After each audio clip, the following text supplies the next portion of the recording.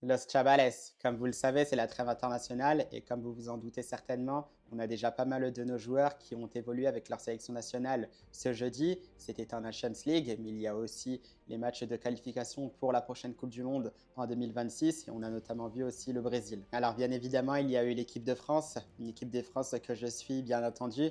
Malheureusement, elle s'est inclinée 2 buts à 0 face à la Croatie qui aura réalisé un superbe match, notamment par l'intermédiaire de ce monsieur-là. Parce que quel joueur, tout simplement. Ce qu'il fait justement à l'âge de 40 ans, c'est tout simplement exceptionnel. Il a vraiment vu l'équipe de France à lui tout seul quasiment au milieu de terrain, bien aidé bien sûr par Kovacic. Mais voilà, quel joueur c'est Luka Modric et on est tout simplement très heureux de l'avoir au Real Madrid. On a notamment pu voir Eduardo Camavinga en deuxième mi-temps, Aurélien Tchouaméni évidemment qui aura joué tout le match, sans oublier Kylian Mbappé, mais c'est vrai que les trois Français du Real Madrid, globalement dans le match, à l'image de l'équipe de France tout simplement, n'auront pas été bons sur ce match-là face à la Croatie.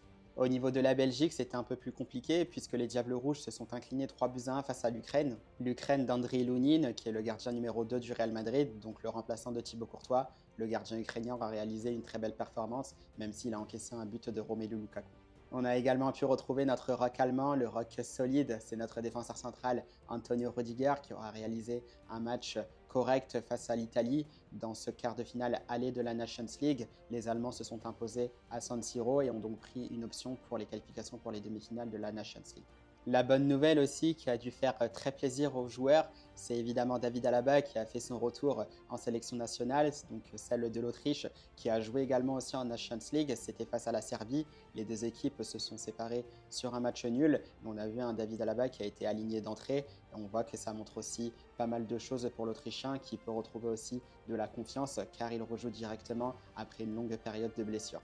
Que dire de ce monsieur-là qui aura été décisif avec la sélection brésilienne, attaquant phare du Real Madrid? C'est bien évidemment Vinicius Junior qui aura marqué un but décisif dans les dernières minutes dans un match qui était cette nuit entre le Brésil et la Colombie pour les qualifications justement à la Coupe du Monde 2026.